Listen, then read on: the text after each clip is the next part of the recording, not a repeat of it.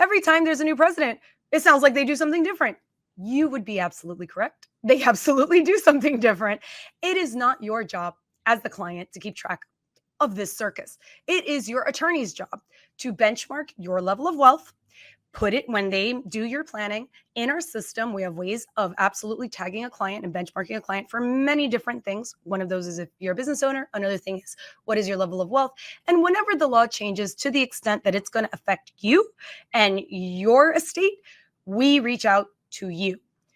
For this purpose, because this is a very technical conversation, I want you guys to know if you're above 7 million bucks, and I don't mean your business, I mean all of your assets everywhere in the world. If you're a US person, the IRS says within 9 months of you passing away, I want to know the value of all of your assets that you own. I don't care where it's situated. Okay. So even if it's in Thailand, in Bangkok, I need to know the valuation of that asset. That tax return is called a 706. So think about it. Year by year, you file income tax returns, right? But you don't tell the IRS the value of your house and your business. No. You tell them how much money you made. And that's the tax returns you do year to year. When you pass away, they are no longer interested in your income. They're interested in gross value of every asset you own. And that leads me to this lovely story. I'm actually not from Miami, believe it or not. I know, hard to believe. But when I first moved to Miami, everybody kept calling the stadium the Joe Robbie Stadium. And the Joe Robbie Stadium. And I was like, where is this Joe Robbie Stadium? I have no idea what these people are talking about. But apparently, if you were in Miami in the 80s and 90s and whatever, it was the Joe Robbie Stadium. That's where the Miami Dolphins played.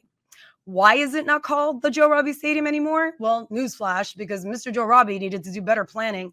And that stadium was sold literally in a fire sale for pennies on the dollar to pay that tax.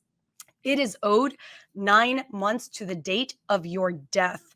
It is not a regular tax return that you, oh, look, April 15 comes around and you file an extension. And no. 9 months to the date of your death has nothing to do with your income tax return. And they needed to pay that very, very large tax bill.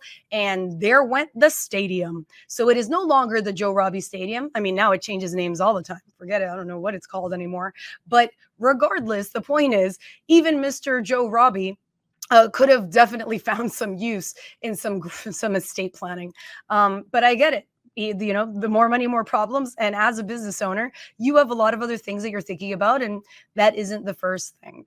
What that can look like if you actually do planning is, your name would stay on the stadium, whatever the stadium means for you, right? Your family does not need to have, you just passed away.